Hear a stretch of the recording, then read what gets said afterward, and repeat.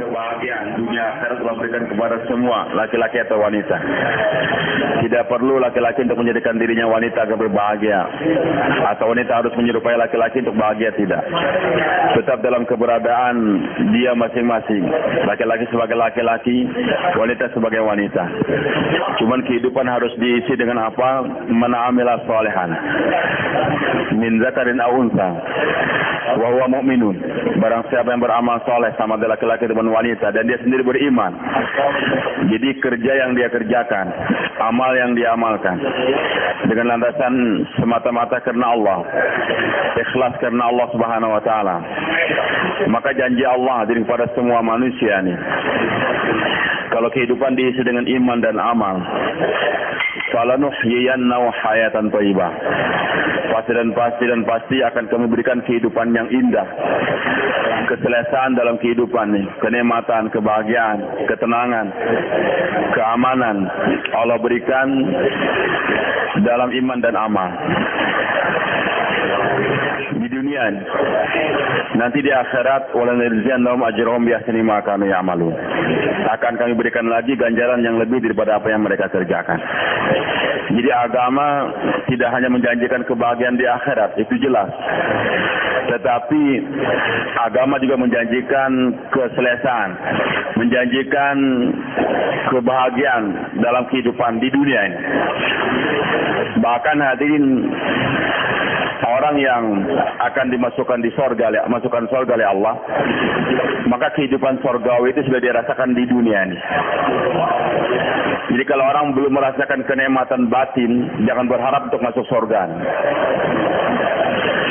Dan orang yang akan masuk ke dalam api neraka, sudah Allah rasakan bagaimana susahnya kehidupan di dunia ini, walaupun di tengah glamor hartanya tersebut.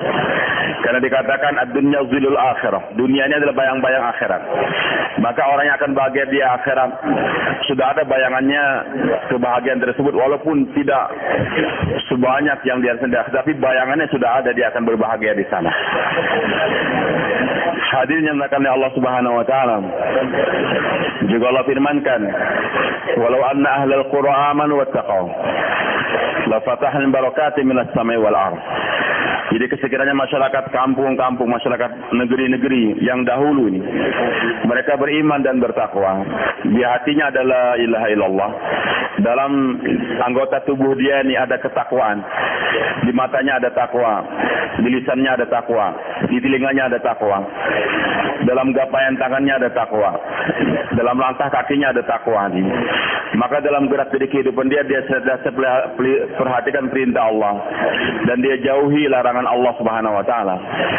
La fatahna 'alaihim barakatin minas samai wal ardh. Pasti kami bukakan keberkahan dari langit dan keberkahan dari bumi. Walakin kazzabu, cuman sayangnya mereka-mereka yang dahulu mendustakan ajaran, mendustakan para anbiya, mendustakan agama Allah Subhanahu wa taala. Fa akhadnahum bima kanu yaksubun. Maka kami sikat mereka. Kami azab mereka karena ulah perbuatan mereka sendiri. Hadirin yang dimuliakan Allah Subhanahu wa taala, hari ini orang beriman merasa tidak aman. Bahkan kadang-kadang di suatu tempat yang namanya Serambi Mekah, ketika jenazah banyak kami angkat waktu tsunami, ada yang berkata, kenapa musibah diturunkan kepada kami orang beriman, tidak pada orang kafir itu. Jadi kenapa musibah turun kepada kami orang beriman, tidak pada orang kafir? Hadirin yang dimuliakan Allah Subhanahu wa taala, keimanan yang mana yang akan menghadirkan keamanan di permukaan dunia ini? Maka bukan sekedar iman di lisan saja, sekedar pengakuan di lisan ataupun di hati tanpa dibuktikan dengan kerja. Maka Allah firmankan, alladzina amanu wa lam yalbisu imanahum bizulmin ulaika lahumul amnu wa hum muhtadun. Alladzina amanu, mereka yang beriman, walam yalbisu imanahum bizulmin, dan mereka tidak mencampur adukan iman mereka dengan kezaliman. Kezaliman di sini ditafsirkan oleh Rasulullah SAW adalah, beliau katakan kemusyrikan, sebagaimana firman Allah Subhanahu wa taala dalam surah Luqman, inna syirka la zulmun azim. Jadi kemusyrikan inilah merupakan kezaliman yang paling besar. Maka Allah janjikan alladzina amanu, mereka yang beriman, walam yalbisu imanahum bizulmin, tidak mencampur iman mereka dengan kemusyrikan. Ulaika lahumul amnu, mereka yang mendapatkan keamanan. Wa hum muhtadun, dan mereka lah kehidupannya senantiasa dalam bimbingan Allah Subhanahu wa taala. Jadi kalau sekiranya orang beriman masih diancam oleh diintimidasi dan sebagainya, di jalan tidak merasa aman, mau tidur tidak merasa aman, hartanya takut ditaruh di mana tidak aman, itu membuktikan bahwasanya iman dia masih bercampur dengan kemusyrikan. Hadirin maka Subhanahu wa taala, jadi semakin kokoh iman seseorang, maka semakin terasa aman kehidupan dia. Semakin besarnya kemusyrikan dalam diri seseorang, maka dia akan dihantui oleh perasaan tidak aman senantiasa. Jadi janji Allah, alladzina amanu wa lam yalbisu imanahum bizulmin ulaika lahumul amnu wa hum muhtadun. Jadi hadirin, iman yang tidak bercampur dengan kezaliman, iman yang tidak campur dengan kemusyrikan, inilah yang akan menghadirkan keamanan di dunia. Sayyidina Ali radhiyallahu anhu ditanya, hari apa yang kamu merasa tenang di permukaan dunia ini? Kapan? Dalam kehidupan kamu. Maka beliau katakan, ketika saya berbaring di pembaringan Rasulullah SAW, malam hijrah, Rasulullah bersama Sayyidina Ali di rumah, dikepung oleh 100 pemuda yang handal dengan pedang yang tajam.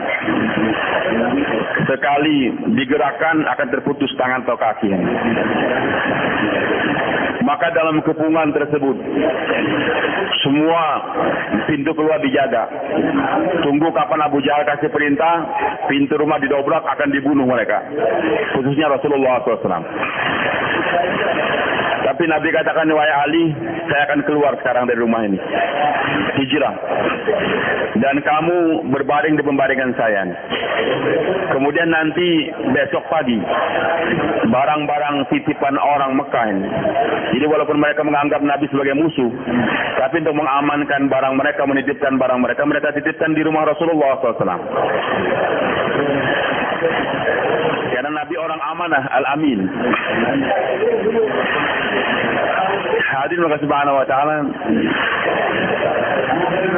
kata Rasulullah, wahai Ali, titipan atau amanah orang ini kembalikan nanti kepada pemiliknya masing-masing. Setelah itu nanti kamu nyusul saya ke kota Madinah. Setelah itu kamu akan nyusul saya ke kota Madinah. Maka hadirin mendengar ucapan Rasulullah SAW, beriman, yakin dengan sabda Rasulullah SAW, bahwa saya nanti besok pagi Ali masih hidup, akan mengembalikan amanah orang-orang Mekah, bahkan akan menyusul lagi ke kota Madinah. Maka Sayyidina Ali tidak terkesan dengan pandangan mata 100 pedang yang terhunus di sekitar rumah Rasulullah SAW. Dia lebih yakin kepada sabda Nabi SAW daripada pedang-pedang yang dia lihat tersebut. Maka dengan tenangnya dia tidur lelap pada malam tersebut. Kenapa hadirin? Jadi Sayyidina Ali tidak takut dengan ancaman 100 pedang. Kenapa, Pak? Hah? Karena iman dia sudah tidak bercampur dengan kemusyrikan, tidak bercampur dengan kezaliman. Yakin bahwasanya pedang itu akan membahayakan, itu syirik kan ini. Yakin bahwasanya orang-orang para jawara-jawara ini, preman-preman yang sudah dibentuk oleh Abu Jahal, itu akan membahayakan, itu kemusyrikan. Jadi Sayyidina Ali radhiyallahu anhu terhunjam di hati, la ilaha illallah wa ma yantiqu 'anil hawa in huwa illa wahyu yuha. Yakin pada Allah dan yakin bahwa Nabi tidak pernah berbicara dusta, tidak ngomong sembarangan. Apa yang disabdakan oleh Nabi SAW wahyu daripada Allah. Maka hadirin, kemusyrikan akan, bahwasanya pedang akan bisa menebas leher seseorang, bisa memenggal seseorang, telah hilang di hati Sayyidina Ali radhiyallahu anhu. Maka beliau merasa aman, justru malam tersebut merasa paling aman. Aneh, hari ini Karkun tidur nggak merasa aman dari nyamuk saja, nggak merasa aman. Jadi jangankan pedang baru, nyamuk saja sudah takut. Makanya orang yang musyrik ini yang kena gigitan nyamuk.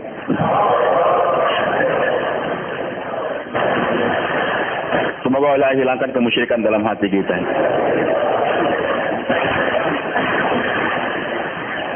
Kemarin terjadi perdebatan di antara ulama. Jangan minta sama orang mati nggak berikan manfaat. Yang satu bilang yakin bahwa orang mati masih memberikan manfaat itu syirik. Tapi yakin orang hidup memberikan manfaat juga syirik juga. Sama-sama syirik. Ada orang mati, kita yakin kita minta orang mati, syirik. Gubernur datang, kita yakin gubernur akan menyelesaikan pembangunan masjid di Kebun Jeruk, itu juga syirik. Hadirin Allah Subhanahu wa taala. Jadi tidak amannya seseorang itu karena masih ada kemusyrikan. Tidak aman dari nyamuk, dari tikus, tidak aman daripada istrinya dan sebagainya. Karena masih meyakini bahwa istri akan membahagiakan dia, sehingga dia tidak aman. Abdullah bin Umar radhiyallahu anhuma berjalan, lihat orang berkerumun, mukanya pucat.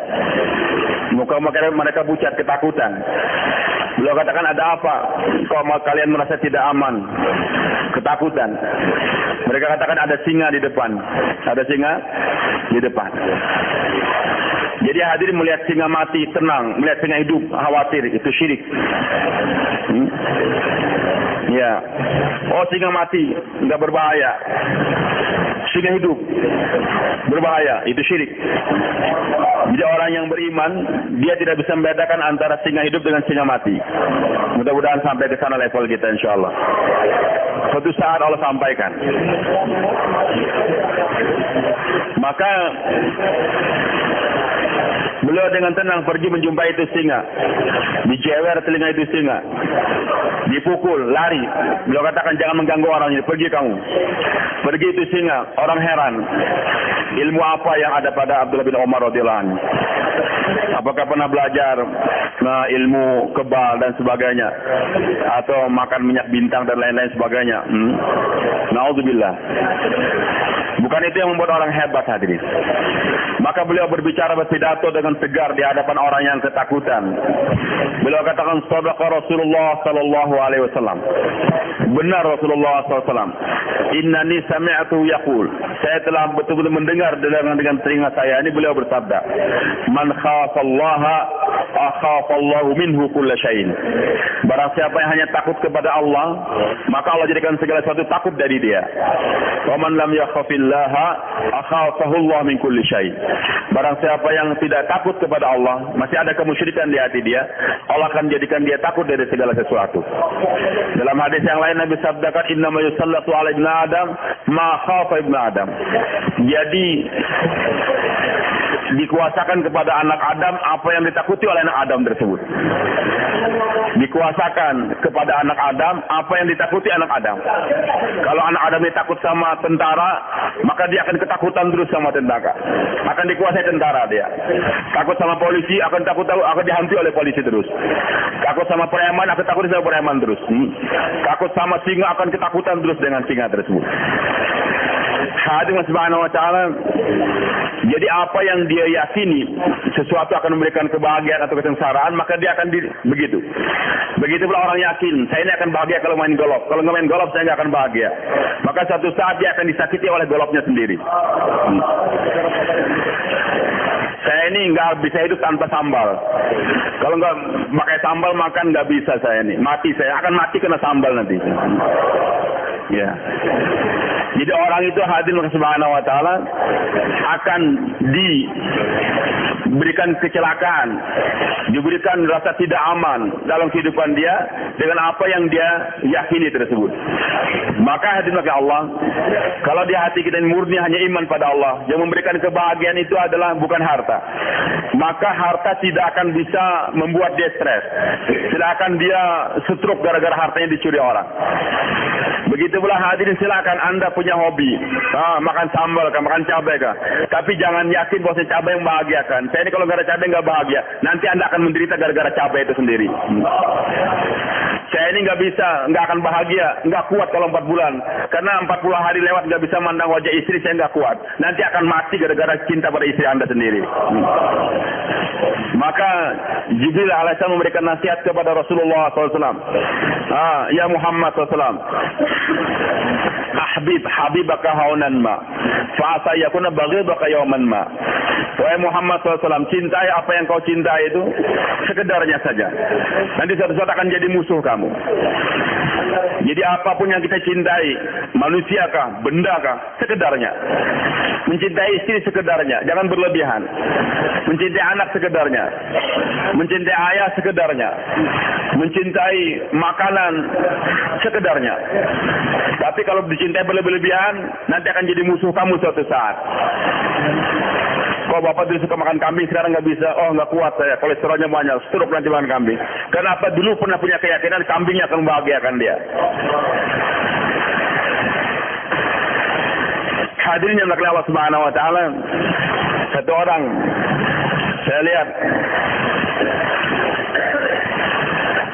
kasihan dia, pedagang emas, sibuk berdagang terus. Kadang-kadang sholat pun terlalaikan, dan dia yakin bahwa inilah satu-satunya dia, usaha emas satu-satunya yang akan bawa dia ke bahagia. Datang perampok 6 bulan, setiap hari, setiap saat beli cash, 1 on, 2 on, beli cash terus sehingga dipercaya betul. Setelah 6 bulan, suatu pagi dia datang habis subuh, Pak Haji mau beli 2,5 kg, 2,5 kg emas. Nggak ada di rumah, ambil di toko saja. Nanti kita sama-sama sekarang, pagi-pagi. Sampai di toko, dia buka almari besinya. Waktu menunduk langsung dipukul oleh itu pencuri, oleh perampok. 2 temannya sudah nunggu. Ini orang pingsan, habis semua berangkasnya, emasnya diambil semua. Setelah siuman ternyata sudah habis semua. Sampai sekarang beliau stroke.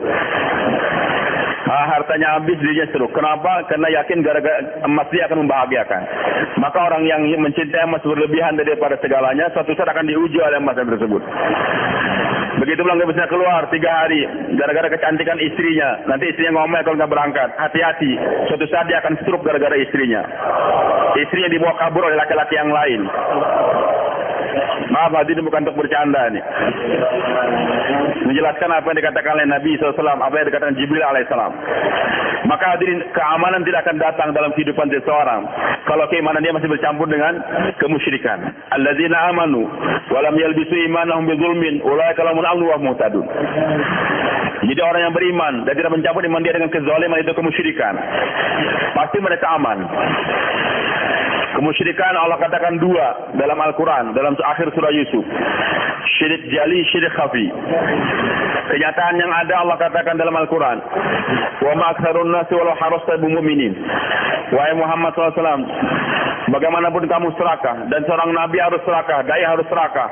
Bagaimana orang harus beriman, kita minimal harus serakah, harus terbentuk 13.230 jamaah. 4 bulan 443 jamaah 4 bulan. 8.747 jamaah 40 hari. Serakah harus nih, bahkan lebih daripada itu. Jangan lemah. Tapi bagaimanapun serakahnya seorang dai, bagaimana orang bisa beriman, jamaah terbentuk, tetap akhirnya Allah katakan, wa ma aktsarun nasi walau harasta bimu'minin. Wahai Muhammad SAW, bagaimanapun serakahnya kamu, tetap kebanyakan manusia tidak beriman. Mayoritas penduduk dunia ini tidak beriman. Tapi kita harus serakah. Bagaimana targetnya? Semua orang harus beriman. Semua orang harus beriman. Tapi kenyataannya beriman sedikit nanti. Namun Allah Subhanahu Wa Taala tidak memberikan ganjaran kepada seorang karena kerja dia. Allah memberikan ganjaran kepada seorang karena niat dia. Maka Nabi sabdakan, niatul mu'min khairun min amalihi. Amal kita ini hanya bahkan tidak mencapai batas. Tapi kalau niat bisa menembus batas. Jadi saya berangkat, walaupun sekarang di Tashkil hanya ke Lampung maunya. Target saya bagaimana, memang saya berangkat sekarang ke Lampung, tapi keberangkatan saya, target saya bagaimana orang sedunia beriman. Sesamanya di Lampung, Tashkilannya cuma 1 saja, 1 orang saja. Tapi kita serakah bagaimana seluruh dunia beriman waktu itu. Maka Allah berikan pahala Tashkilan 1 dunia hari ini. Jadi Allah tidak memberikan ganjaran sesuai dengan amal seorang tidak, tapi apa yang dia niatkan. Maka niat harus dibesarkan. Nah, Nabi kita Muhammad SAW punya niat semua orang harus beriman. Dan beliau kerja ke arah sana. Tapi yang beriman ternyata sedikit. Kemudian kenyataan yang kedua, Allah katakan wa may yu'minu aktsaruhum billahi illa hum musyrikun. Dan tidaklah beriman kebanyakan mereka kecuali mereka musyrik. Jadi yang beriman sedikit, yang sudah beriman musyrik lagi. Kebanyakan manusia ini enggak beriman. Jadi tidak beriman kepada Allah, menyembah berhala, batu dan sebagainya. Dan orang yang beriman sendiri kebanyakannya musyrik. Dikatakan mukminun musyrikun, orang beriman yang musyrik. Jadi maksudnya dia tetap menyembah Allah, tidak mengakui adanya la ilaha illallah, tahu yang memberikan rezeki Allah, tapi ketika azan berkumandang enggak mau dia ke masjid. Wah, ke masjid, Pak, ke masjid. Kalau saya ke masjid makan apa saya? Ini langgaran siapa yang ngurusin? Ini orang beriman tapi musyrik dia. Tapi ada musyrik. Sudah selesai 40 hari. Ditazkir lagi tambah 5 hari. Nah, 5 hari. Kalau 5 hari nanti istri saya mau ngambur dia. Siapa yang beli anak saya? Nanti kebun saya akan rusak kalau nambah 5 hari. Dia karkun 40 hari tapi masih musyrik juga. Selesai 4 bulan, pulang ke mahala dia, ada jamaah 3 hari. Ada bupati, camat, polisi mau keluar. Amirnya nggak ada. Orang baru-baru semua. Ternyata dia datang. Karkun gembira satu masjid. Masya Allah, selesai masalah. Dia bingung. Masalah apa nih selesai? Mungkin dia merasa dengan dia 4 bulan selesai masalah di mahala dia. Dia tanya ada masalah apa? Ini masalah jamaah mau dibentuk 3 hari. Sudah selesai beres ini. Bupati mau keluar, camat mau keluar, orang-orang khawas mau keluar, polisi mau keluar. Amirnya nggak ada dan kami nggak mampu. Ternyata kamu baru keluar dari India Pakistan 4 bulan. Maka bapak yang paling bisa untuk menjadi amir. Makanya kami katakan selesai masalah. Bagaimana, Pak? Selesai 4 bulan, mau sembahyang tahiyatul masjid di masjid dia, doa sebentar. Ternyata ditafsir lagi 3 hari. Dia katakan kalau saya nambah 3 hari, apa yang terjadi nih? Anak saya siapa yang mendidik nanti? Nanti bagaimana tuh? Langgaran yang sudah janji mau datang hari ini asar. Mau makan apa saya? Ini karkon 4 bulannya masih musyrik. Mu'minun musyrikun. Sampai kapan, Pak, kemusyrikannya akan bisa hilang? Allahu Akbar. Kemarin kami di Saudi, saya terkesan. Kata salah seorang dari karkun di Saudi, syaitan ini hanya takut kepada dai yang bicara. Kalau dai nggak ngomong, syaitan nggak takut. Jadi syaitan bukan takut sama dai, nggak takut sama dai yang berbicara. Muazin tuh, syaitan nggak takut sama muazin. Namanya muazin, ditulis hari Jumat muazin si fulan. Dia sholat sekian rakaat, syaitan nggak takut. Tapi kalau sudah muazin bersuara, baru syaitan lari. Kalau sudah selesai bicara, sholat lagi, syaitan nggak takut, datang lagi dia. Oh, itu karkun 4 bulan, syaitan nggak takut. Karkun setahun, syaitan nggak takut. Karkun 3 tahun, kiai, allamah, macam-macam gelarnya, nggak takut. Tapi kalau dia bicara, baru syaitan takut. Jadi bukan masalah label dia sudah 4 bulan APB, setiap tahun keluar 4 bulan, tidak. Yang ditakuti oleh iblis waktu dia bicara atau enggak. Makanya walaupun keluar 4 bulan talim, jauhlah talim tapi enggak bicara. Saya siap 4 bulan, tapi jangan coba-coba suruh saya jadi mutakalim. Jangan coba-coba suruh saya bayan. Kalau saya bayan, Amir lihat saja. Kamu jumpa saya Isya, subuh jangan lihat wajah saya lagi. Maka hadirin karkun kayak gini, walaupun dia setiap tahun keluar 10 bulan, iblis nggak takut sama dia. Kapan iblis takut sama seorang yang bicara, berani ngomong? Wa man ahsanu qawlan, kenapa qawlan? Kan seharusnya dinan. Tapi agama itu wujud di awal daripada kita ngomong, bicara. Faqulu qawlan sadida, bicara, ngomong terus.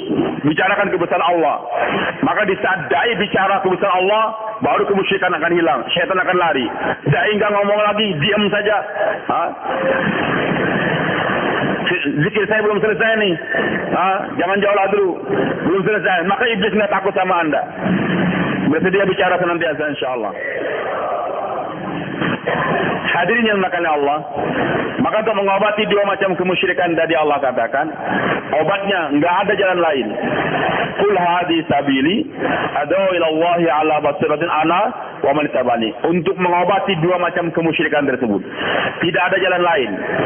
Bukan dengan cara bentuk partai, bukan dengan cara macam-macam, tidak. Hanya satu jalan, yaitu ad'u ila Allah, berdakwah, mengajak manusia kepada Allah. Tapi dengan ala basirah, yakin bahwa saya dengan gerak seperti ini, dengan dakwah ini, dengan saya bicara kepada Allah, akan terselesaikan masalah. Ala basirah. Jadi seorang dai harus punya basirah. Sebagaimana orang-orang pekerja dunia ini punya basar. Basar itu pandangan mata yang kasar ini. Basirah pandangan hati. Hadirin maka subhanahu wa ta'ala, seorang petani ini, panas kepanasan, hujan kehujanan, dia pergi ke sawah istiqomah. Kenapa? Karena dia punya basar, punya pandangan mata, yakin bahwa saya dengan pertanian dia selesai masalah. Dia akan bisa membiayai anak dan istrinya, anaknya akan sekolah daripada pertanian dia tersebut. Itu yang membuat dia istiqomah. Hujan kehujanan, panas kepanasan. Pedagang, tiap hari dia berdagang, bahkan sampai lembur dia. Walaupun anak buah dia sudah pulang semua, dia masih beri toko saja. Kenapa? Yakin dengan perdagangan dia akan terselesaikan segala permasalahan dia. Walaupun yang diyakini dia belum meyakinkan. Begitulah pegawai, tiap hari pergi ke kantor. Bagi tanggal 1, semangat betul dia. Kenapa? Yakin dengan gaji 1 bulan tersebut akan mencukupi keperluan dia. Nah, seorang dai ketika berangkat jauhlah 2,5 jam, 8 jam, 40 hari, 4 bulan, harus lebih yakin dengan gerak supaya itu akan selesai segala permasalahan dia. Belum bisa dipahami. Jadi hadirin ala basirah, bahwasanya seorang dai harus lebih yakin daripada pedagang, petani sebagainya tadi, bahwasanya dengan gerak seperti ini akan datang pertolongan dari Allah. Terus selesaikan segala permasalahan dia. Masalah ekonomi dan sebagainya akan diselesaikan dengan kerja dakwah.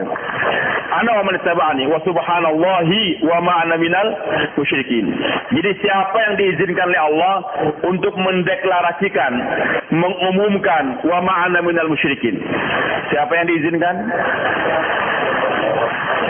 Hanya mereka yang berdakwah, dai.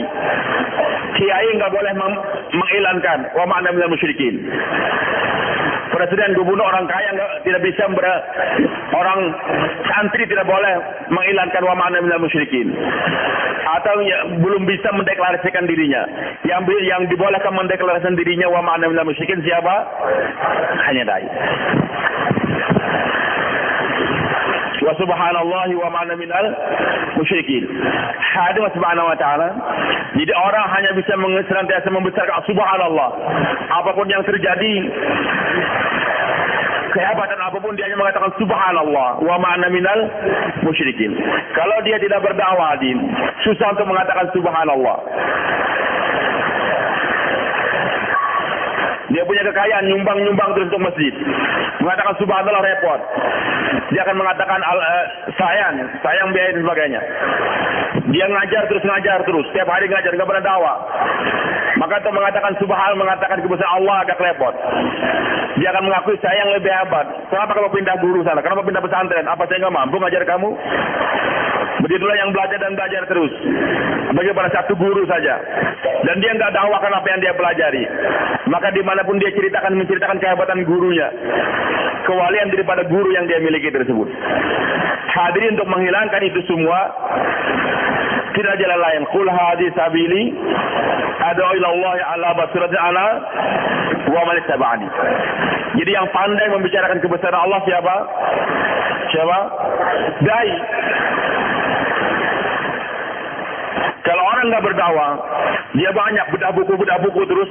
Nanti dalam pembicaraan dia pasti yang dia bicarakan kehebatan gurunya. Kehebatan gurunya. Guru kamu siapa sih? Syarat kamu apa? Kalau guru saya ini, kayak ini. Dokter ini, profesor ini. Jarang dia bicarakan kebesaran Allah. Kehebatan buku dia ceritakan kepada masyarakat, dia bodohkan masyarakat, dia salahkan, bid'ah kamu, syirik kamu. Habis itu nanti apa? Dia juga musyrik. Yang diceritakan kehebatan gurunya, kehebatan kiainya. Maka untuk menghilangkan itu semua, qul hadhihi sabili ad'u ila Allah ala basirana wa man ittaba'ani. Hanya kerja dakwah. Dan hadirnya Allah Subhanahu wa taala. Allah perintahkan kepada umat yang dahulu untuk beribadah. Dan diberikan pahala yang besar pada mereka kalau beribadah. Diberikan keselamatan. Tapi janji Allah pada ini umat akan diberikan pertolongan oleh Allah. Allah berikan pada kita dua, Pak. Beribadah dan berdakwah. Dengan beribadah dijanjikan pahala. Dengan dakwah dijanjikan nusrah. Bisa dipaham nih, Pak. Kita angkat kepala kita sedikit. Dengan beribadah, salat, puasa, zakat, haji dijanjikan pahala, ujur. Dengan dakwah dijanjikan apa? Nusrah. In tansurullaha yansurkum. Anda beribadah silakan ke Mekah, ke Madinah, umrah, haji silakan. Dan dijanjikan pahala oleh Allah.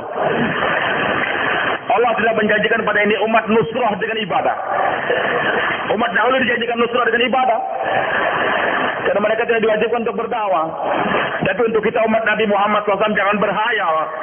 Anda akan bisa menghancurkan kekuatan musuh. Israel kah? Apakah? Dengan kekuatan ibadah tidak. Hanya dengan kekuatan dakwah. Jadi untuk menarik nusratullah hanya dengan dakwah. In tansurullah yasurkum. Beribadah kita dekatkan diri kita kepada Allah. Berdakwah mendekatkan hamba kepada Allah. Kalau kita semangat mendekatkan diri kepada Allah dengan berbaca amalan, tahajud kita berpanjang, itu silakan. Dan diharuskan dai berbuat demikian. Tapi pertolongan Allah dan itu diberikan pahala. Tapi Allah akan bantu Anda untuk melawan musuh, untuk berikan keamanan kalau Anda mampu untuk mendekatkan orang kepada Allah.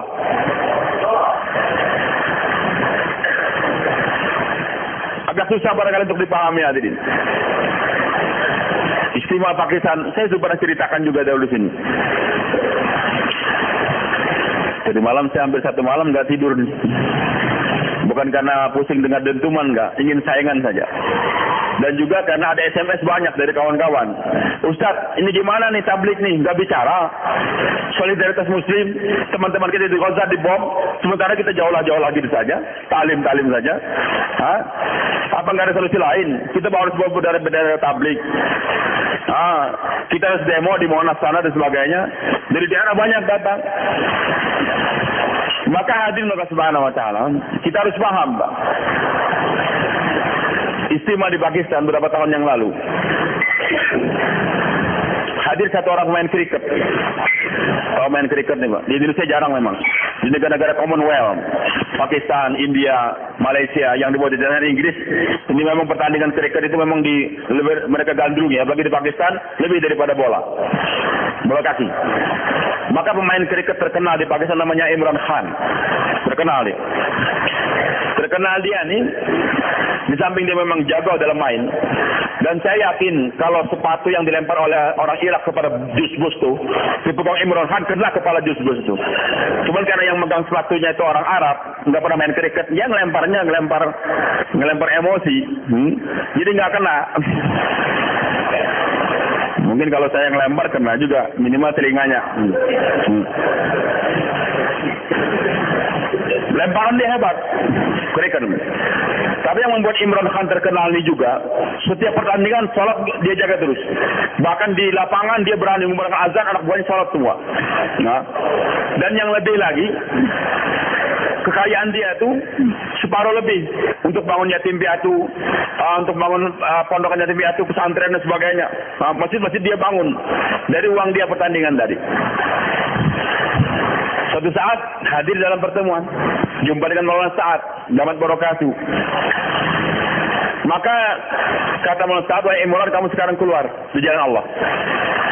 Sudah awal daripada 3 hari kan, nanti 40 hari, 4 bulan sebagainya. Maka Imran Khan katakan, Maulana saya sibuk, nggak bisa, apalagi sekarang jadi pelatih lagi. Tapi alhamdulillah saya sudah membantu Islam banyak. Saya sudah banyak membantu Islam. Saya sudah bikin masjid, bikin pesantren. Saya pelihara anak yatim piatu dan sebagainya. Alhamdulillah. Maka Maulana Sa'ad Damat Barokatuh katakan, wahai Imran, sampai hari ini kamu sekarang baru membantu umat Islam. Kamu belum membantu Islam.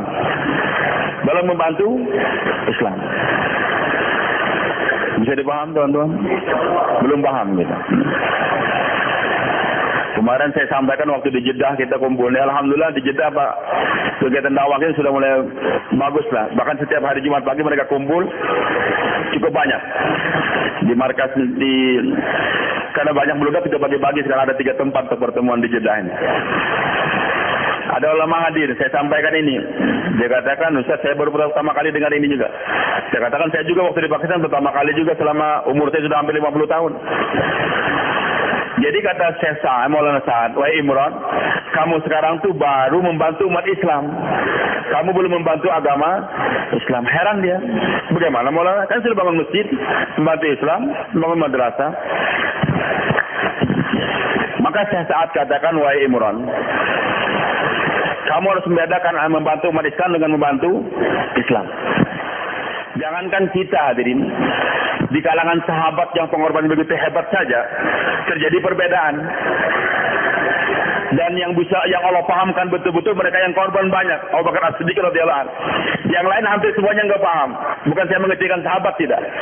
Perbedaan di antara sahabat saja yang banyak korban, ternyata yang Allah berikan kepahaman yang lebih hanya Abu Bakar As-Siddiq radhiyallahu anhu. Tapi dengan tegarnya Abu Bakar, pahamnya Abu Bakar, Allah pahamkan semua sahabat akhirnya. Gimana? Nabi SAW meninggal dunia hari Ahad sore dengan kepala terikat, sakit kepala Rasulullah SAW. Bayan hidayah kepada rombongan Usama bin Zaid yang akan diberangkatkan menghadang tentara Romawi yang mau menyerang kota Madinah. Kata Nabi, Amfidu Pasal Usama, berangkatkan rombongan Usama. Ini sudah dibayan hidayah, bahkan malam hari yang berangkat semua, jangan ada yang bermalam lagi di kota Madinah. Maka dalam keadaan sakit, kepala diikat, menahan sakit, naik kasih bayan hidayah. Usama diberangkatkan, kumpul di Juruf namanya, suatu tempat di luar kota Madinah. Berkemah di sana dulu, kumpul semua. Nanti besok pagi baru dari Juruf berangkat ke daerah Romawi, daerah negeri Syam. Setelah kumpul di Juruf, pagi hari mau berangkat, Rasulullah SAW Senin pagi sudah 17 kali tidak bisa mengimami sholat, sakit. Sahabat merindukan kapan Rasul jadi imam lagi. Abu Bakar jadi imam, subuh iqamat dikumandangkan. Ternyata Rasulullah SAW membuka tabir rumah dia. Sebelah kiri itu dibuka tabir. Anas bin Malik yang sudah sholat memandang, ternyata melihat wajah Rasulullah indah betul waktu itu, lebih daripada bulan purnama. Dan Anas juga sahabat yang lain mengira Rasulullah akan mengimami sholat lagi. Akhirnya mereka beri jalan. Tapi Nabi SAW senyum melihat bagaimana sahabat tetap memperhatikan sholat berjamaah. Dan Nabi berikan isyarat agar sholat diteruskan dengan Imam Abu Bakar As-Siddiq radhiyallahu anhu. Hadirlah Subhanahu wa taala. Nabi senyum kenapa? Karena ketika akan ditinggalkan ini umat masih menjaga salat berjamaah dengan baik. Dan Usama pun sudah diberangkatkan. Jadi dakwah tetap digerakkan. Ternyata pagi Seninnya Nabi meninggal dunia. Nabi meninggal. Ummu Aiman radhiyallahu anha, ibunya Usama, cepat-cepat kirimkan seseorang kurir supaya Usama jangan diberangkatkan dulu, ikut pemakaman Rasulullah SAW. Maka ditarik tentara. Setelah 3 hari hadirin selesai pemakaman, pemilihan khalifah pun sudah terjadi. Abu Bakar As-Siddiq jadi khalifah. Maka negara dalam ancaman. Dalam 3 hari berita sudah sampai ke Romawi sana, sampai ke Persia, bahwasanya Nabi Muhammad SAW telah meninggal dunia. Maka Romawi mempersiapkan tentara yang besar lagi.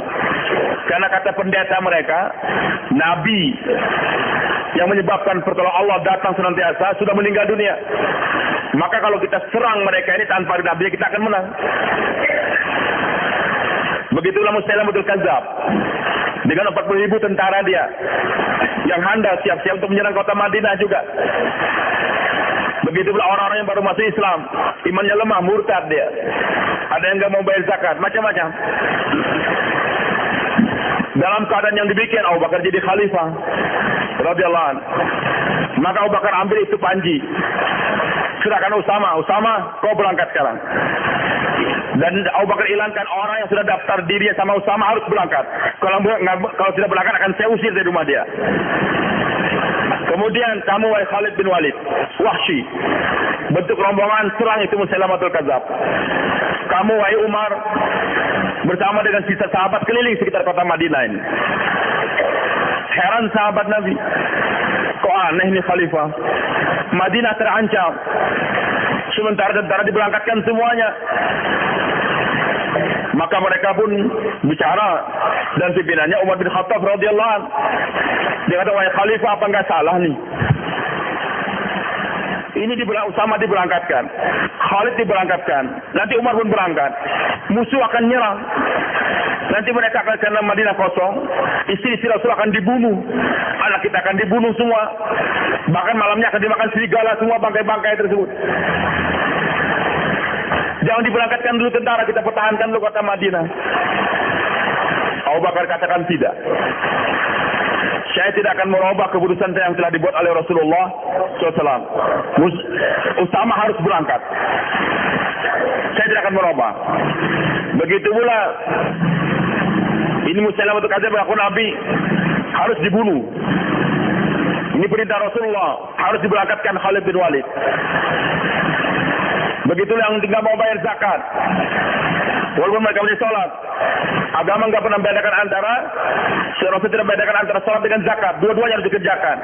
Wa aqimus sholat wa atuz zakat. Hadirin subhanahu wa ta'ala, Umar masih minta supaya jangan diberangkatkan. Di sini bedanya, Pak. Sahabat semua radhiyallahu anhum memikirkan keselamatan orang Islam, keselamatan istri-istri Rasulullah SAW, keselamatan anak-anak mereka. Abu Bakar tidak. Yang dipikirkan oleh Abu Bakar adalah keselamatan Islam. Itu Islam, perintah Rasulullah. Amfizuba atau Usama harus diberangkatkan. Ini Islam. Begitulah zakat harus dibayar. Islam nih, rukun Islam harus dijaga.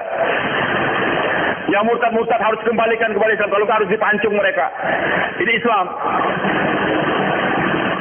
Jadi hadirin, para sahabat memikirkan keselamatan umat Islam. Dan para sahabat yakin kalau umat Islam sudah selamat, nanti Islamnya mudah disebarkan. Abu Bakar tidak. Islamnya sudah dijaga. Kalau sudah Islam terjaga, umat Islam pasti akan terjaga. Dan umat Islam boleh dikorbankan untuk agama, tapi agama nggak boleh dikorbankan untuk umat Islam. Bisa kita paham hadirin?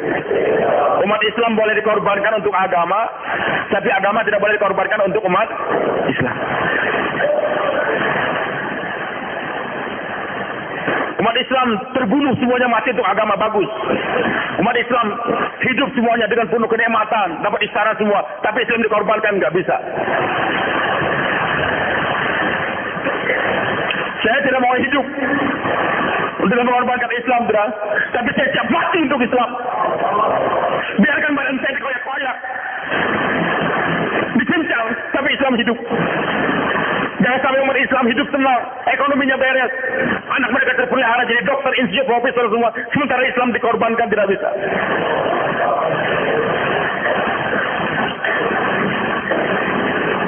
Abu Bakar yakin intan surullah, yansur, kalau kamu tolong agama Allah, yansurkum, yaitu umat Islam.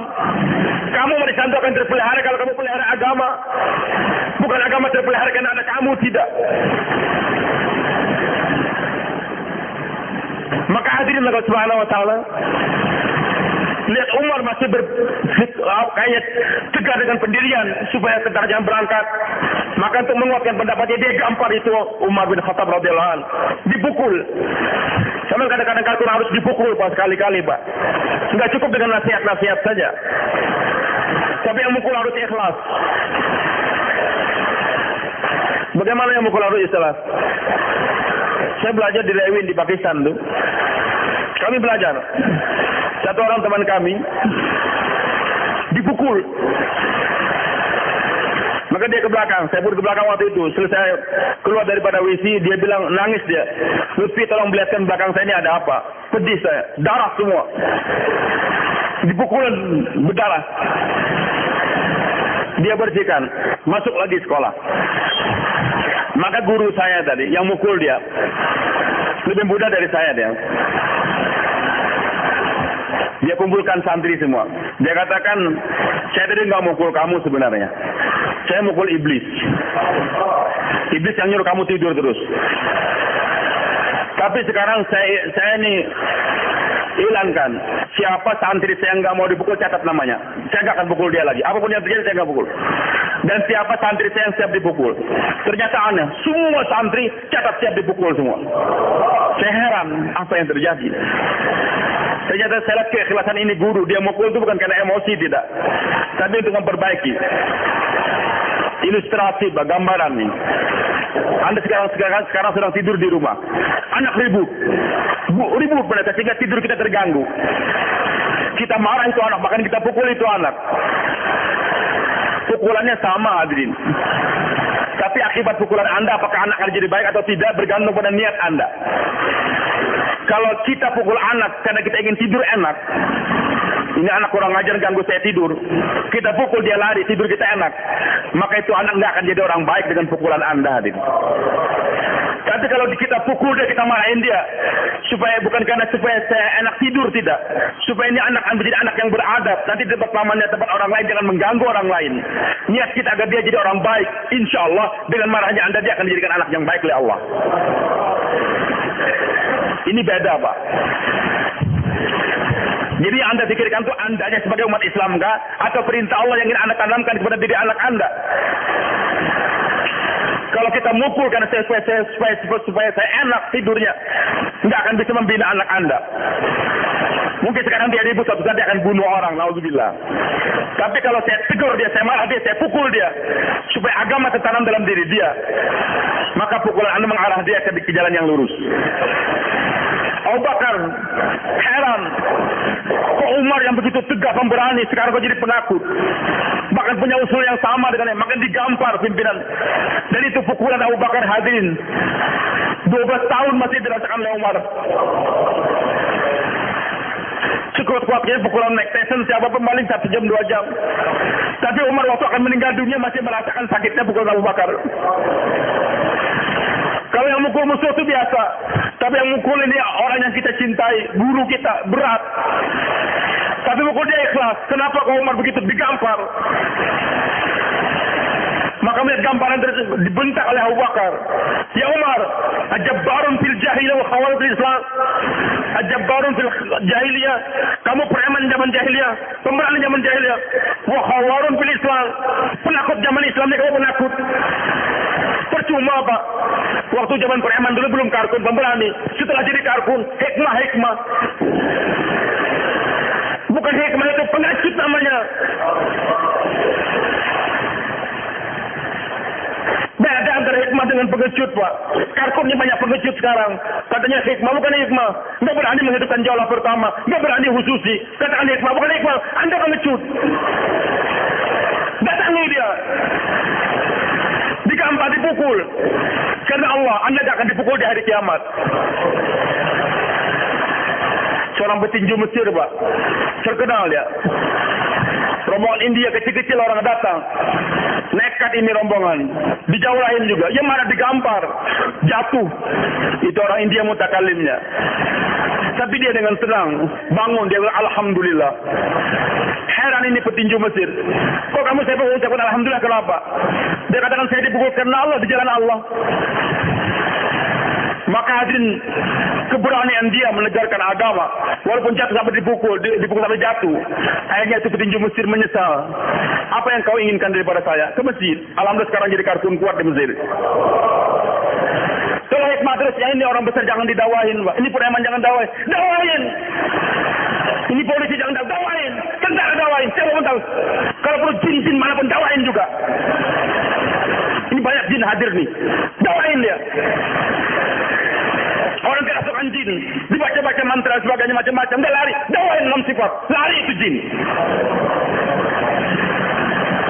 Umat yang dahulu, Pak, memperbaiki, mengobati jin dengan baca-bacaan. Oke, dengan ruqyah, kita tidak. Dawain itu jin, takjil dia 4 bulan. Kalau nggak diam, kalau nggak keluar dia akan diam, nggak akan ganggu lagi. Lama untuk baca-baca sekian ayat-ayat tersebut, terlalu lama. Karkun banyak pekerjaan, Pak. Nggak ada kesempatan lagi untuk ngobatin jin dengan baca-bacaan yang panjang begitu. Kasih 6 sifat. Maaf nih. Waktu kami di Mesir dulu di markas dakwah, karbon mengusulkan sama kita, saya juga ikut untuk belajar bagaimana mengusir jin, ngobatin jin. Jadi aja satu orang yang pakar ngajarin. Pertama, sesi pertama pengenalan ini jin Islam atau kafir, diukur. Saya nggak perlu ngajarkan gitu. Tapi mau sesi kedua, kata teman, sebentar dulu, ini ada amir kita nih, surah Mesir. Kita minta pendapat dari dia, perlu nggak kita belajar ruqyah kayak begini? Kami masuk, saya ikut masuk juga menghadap waktu itu. Jelaskan bahwa saya banyak istri-istri kita ini, istri karbon Mesir yang kena jin. Kita ingin belajar. Mungkin juga saya di Indonesia suatu saat nanti akan mendapat gitu. Saya kalau punya ilmu belajar bisa. Setelah itu beliau katakan, jangan belajar kamu. Saya heran, kenapa Pak? Namanya Ustaz Ahmad Hafiz. Jangan belajar kamu. Terus gimana? Dakwah saja. Nanti kalau kalian belajar ruqyah tersebut, iblisnya akan kerja banyak, jinnya akan kerja banyak lagi. Sehingga nanti panggil terus, nggak sempat lagi jauh lah. Nggak sempat lagi 2,5 jam sampai sakit 3 hari. Mau keluar dipanggil orang terus. Bahkan saat dia keluar pun dipanggil terus. Nggak sempat lagi talim. Jamaah rusak gara-gara dia. Bahkan naudzubillah iblis giring dia untuk ruqyah wanita. Alasannya pengobatan boleh katanya. Iblis hadirin akan membukakan 99 pintu kebaikan untuk menjerumuskan orang pada satu pintu kejahatan. Trik iblis nih. Iblis akan membukakan 99 pintu kebaikan untuk menjerumuskan orang kepada satu pintu kejahatan. Diobati, tapi nanti akhirnya bahaya. Terus gimana Ustaz? Kamu dakwakan saya, sibukkan saja dakwah. Nanti iblis akan ketaskil. Jinnya akan ketaskil. Almarhum Kiai Mahmud Romo Yai, ayahnya Kiai Uzairan. Alhamdulillah kita sering bicara dengan beliau dulu. Awal-awal di Temboro. Beliau katakan bahwasanya di Pakistan itu jinnya lebih banyak daripada di Indonesia. Cuman jin di Pakistan sudah terkesan dengan dakwah, banyak jadi karkun, nggak ganggu orang. Jin di Indonesia ini belum kena dakwah. Bahkan jadi ustad banyak dia. Banyak kan tim ruqyah tadi macam kayaknya minta bantuan jin yang lebih gede juga. Saya pulang, mulai dakwah di Indonesia. Awal-awal di Banjarmasin ini. Dan alhamdulillah Allah berikan kelebihan pada saya juga untuk suka kawinkan orang. Suatu saat ya orang baru saya kawinkan, suaminya datang. Ustaz, istri saya kena guna udah saya ngomong terus. Dan bayangannya dibawa naik kereta macam-macam. Saya bilang saya datang insyaallah, saya bawa istri saya. Udah kau baca surah Al-Baqarah di kamar, saya di luar. Belum selesai surah Al-Baqarah, lari sudah jinnya. Oke, alhamdulillah. Kita pulang. Besok harinya saya nusrah jamaah, jauh lah. Akan bayar maghrib di sana. Ketika azan maghrib datang lagi suaminya. Ustaz, kenal lagi Ustaz. Tolong Ustaz datang. Saya katakan itu iblis nyuruh kamu manggil saya tuh. Urusin kamu sendiri istri kamu, jangan manggil saya. Itu jinnya nyuruh saya jangan jauh lah. Udah jangan panggil karkun untuk mengobatin. Obati sendiri saja.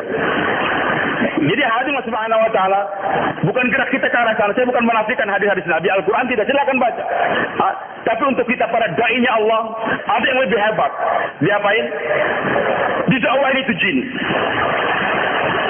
Jangan dicoba, diyakini.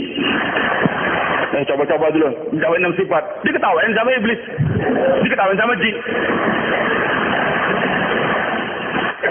Maka hadirin Allah Subhanahu wa taala kembali dia kepada permasalahan. Digampar. Karena ikhlas gamparannya. Umar pun hanya melihat nur. Dia katakan, betul Abu Bakar, saya bersama kamu ya Abu Bakar. Semua sahabat hanya bersama Abu Bakar. Akhirnya apa hadirin? Jadi yang dipikirkan Abu Bakar adalah Islamnya. Sahabat memikirkan umat Islamnya. Maka kita Abu Bakar tegar untuk memelihara Islam. Intan suruh din Allah. Kamu pelihara agama Allah yang surkum. Kamu umat Islam akan terpelihara. Wa yansurannallaha may yansuru. Allah pasti akan membantu umat Islam yang membantu agamanya. Umat Islam tidak akan dibahayakan siapapun juga selama mereka membantu agama Islam. Musibah apapun terjadi pada umat Islam, karena umat Islam telah melupakan Islamnya itu untuk dibantu hadir. Usama diberangkatkan pertama kali jadi pimpinan tentara. Belum pernah sebelum memimpin tentara. Anak muda 17 tahun umurnya. Lebih kurang. Yang diamili orang-orang hebat semua. Tapi hadirin yang dimakan Allah, berkat ketaatan dan juga agama yang ingin dipelihara, musuh sudah pasang mata-mata mereka di setiap gunung. Usama berangkat. Pertama agak santai dulu. Tapi setelah beberapa hari semakin malam hari pun jalan juga. Enggak ada waktu istirahat lagi. Istirahat sebentar, jalan lagi, malam hari jalan. Intelijen di setiap gunung mencatat, ini tentara Islam yang keluar dari kota Madinah jumlahnya sekian. Dalam tentara Islamnya ada 5 hadirin. Ada Muqaddamah, Muakhara, Maisarah, Maimanah, dan juga yang tengah nih. Jadi tentara depan, belakang, muka, sayap kanan, sayap kiri. Nanti ada yang di tengah. Nanti ada lagi yang di belakang untuk menjaga barang-barang yang ketinggalan dan sebagainya. Dibentuk oleh Usama rombongan. Siapa yang Muqaddamah, siapa yang Muakhara, Maimanah, siapa yang Maisarah, siapa. Jalan. Intelijen musuh mencatat jumlah tentara yang bergerak, kirinya bagaimana. Barisan depan siapa, kirinya bagaimana, belakang kiri kan catat. Lari, laporkan ke markas musuh. Malam hari oleh Usama dirubah lagi. Yang Maimanah ke Maisarah, Maisarah ke Maimanah. Jalan. Dari intelijen di pos yang kedua musuh mencatat jumlah dari Islam yang datang sekian. Sayap kanannya gini, kirinya. Sayap kanannya kiri. Masuk lagi di pos sana. Malam hari dirubah lagi oleh Usama. Buka belakang-belakang ke depan. Setiap pos musuh mencatat. Sehingga puluhan pos laporannya sampai ke markas intelijennya Romawi. Sebelum tentara Usama datang, ternyata jumlah tentara yang dibawa Usama puluhan kali lipat daripada yang ada dalam laporannya tersebut. Sehingga sebelum Usama sampai, mereka sudah lari semuanya. Usama membawa kemenangan tanpa peperangan. Khalid bin Walid bersama Wahsy dan lain-lain menghadapi tentara Musailamah yang begitu hebat. 40.000. Ada yang korban juga di antara tentara. Wahsy membidik, yang dia bidik cuma satu ini saja. Musailamah, sebagaimana dia telah membidik Hamzah. Dia nggak membunuh yang lain, ini saja. Dan Hamzah pun jatuh tersungkur syahid dengan lembiknya Wahsy. Maka dalam peperangan dia bidik ini saja dia orang Musailamah. Dia cari celah-celah, dia lemparkan lembiknya. Dan orang Habasyah memang ahli dalam melempar lembik. Kena, jatuh dia. Akhirnya Wahsy bersujud syukur. Dia katakan, ya Allah, dengan lembing saya telah membunuh orang yang paling dicinta oleh Rasulullah SAW. Tapi saya bayar sekarang dengan membunuh orang yang paling dibenci oleh Rasulullah SAW. Ini karkun, Mbak. Berani membayar kesalahan yang lalu dengan sekarang. Berapa uang yang Anda hamburkan dulu di nightclub, di bar-bar. Setelah jadi karkun harus berani juga korbankan sebanyak itu minimal. Kadang-kadang aneh karkun, dulu sebelum karkun, dia berani makan di restoran mana, berbuat maksiat. Tapi ketika kumpul duit 10.000, ternyata makan sedikit marah sama Amir. Mir, mana uang Mir? Gara-gara 10.000 aja marah dia. Dulu 100 juta dia nggak marah. Saya terkesan dengan salah seorang teman, mungkin hadir dia di sini hadirin. Awal-awal dia dakwah, setiap tamu datang dia korban hartanya, dia keluar macam-macam, baru dia korbankan semua. Ditegur oleh salah seorang teman dia, dan yang tegur sekarang kasihan gak istiqamah, mudah-mudahan kembalikan. Amin. Dia kata, kamu jangan boros kayak begitu dong. Kita harus irit harta. Dia marah. Dulu saya lebih daripada ini. Kenapa setelah saya jadi karkun kamu larang saya? Maka saya salut angkat jempol pada dia ini. Kalau dulu kita berani ke Amerika kemana-mana dengan duit untuk maksiat, harusnya beranilah dia waktu sekarang. Dulu berani berkelahi, Pak. Hanya dengan badik saja berani berkelahi lawan orang. Setelah jadi karkun harusnya berani lagi untuk menyuarakan yang hak. Yang belum pernah ke nightclub jangan ke nightclub dakwah, tapi yang sudah pernah di nightclub sana, memang dunia mereka di sana, harus lebih berani lagi untuk mendatangi mereka. Kembalikan teman-teman Anda yang di sana tuh. Jangan hikmah-hikmah, saya nggak berani jaga mata saya. Bayar. Dulu Anda telah gunakan mata Anda untuk berbuat maksiat. Sekarang bayar datangnya tempat maksiat tersebut. Tapi jangan mengajak karkun yang belum pernah ke sana, nanti dia akan tergoda.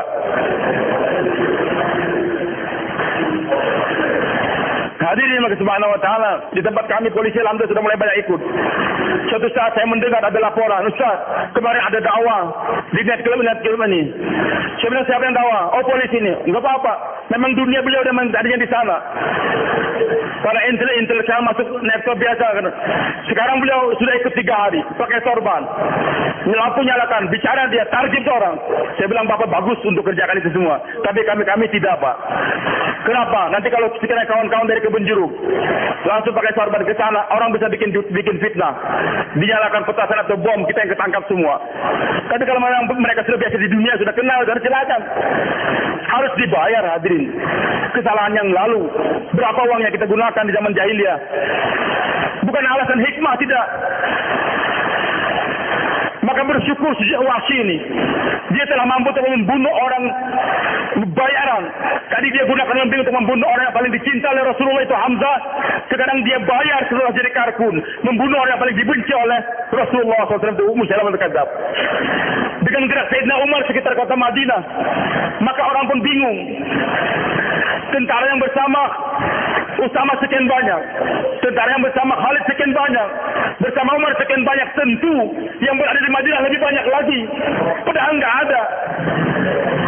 Sehingga mereka tidak berani mengirim satu orang pun ke kota Madinah. Padahal enggak ada orang, cuma Abu Bakar saja, hadirin. Sampai 3 hari 3 malam enggak ada azan di Masjid Nabawi. Tapi dengan Islam dipelihara, umat Islam pun terpelihara. Maka Maulana Sa'ad katakan, wahai Imran, kamu sekarang baru melihara umat Islam. Hadir membangun masjid, bukan untuk Islam, Pak. Maaf, untuk umat Islam. Kita bangun masjid untuk apa? Untuk siapa? Susah untuk mengatakan bukan untuk Islam, Pak. Mungkin Anda bicara sebentar tadi digorok orang, Pak. Ini apa nih fatwa-fatwa apa kok kita bangun masjid bilang bukan untuk membantu Islam? Hadirin yang dirahmati Allah, umat Islam nih, Pak, tanpa masjid bisa sholat. Bahkan inilah kelebihan Islam dengan agama yang sebelum. Kelebihan umat Nabi Muhammad daripada umat yang lain. Umat-umat dahulu, umat Nabi Musa, umat Nabi Isa, mereka itu tidak boleh sembahyang di sembarang tempat. Di jalan-jalan nggak bisa, Pak. Mereka itu untuk sholat harus di tempat khusus, di musholanya, di sawamnya. Tapi untuk umat Nabi Muhammad, kata Rasulullah, Allah berikan kepadaku 5 kelebihan. Di antaranya, ju'ilat liyal ardu masjidan wa tahuran. Bumi ini semua dijadikan untuk aku dan umatku ini masjid dan tempat sujud. Dan tahuran, tempat untuk bersuci. Bisa digunakan untuk bertayamum. Umat dahulu nggak ada tayamum, Pak. Tayamum hanya untuk umat Nabi Muhammad SAW. Maka untuk kita umat Nabi Muhammad di padang pasir sholat silakan. Di tengah sawah sholat silakan. Suatu saat ini masjid direhab semua, kita pindah sholat di tengah jalan boleh.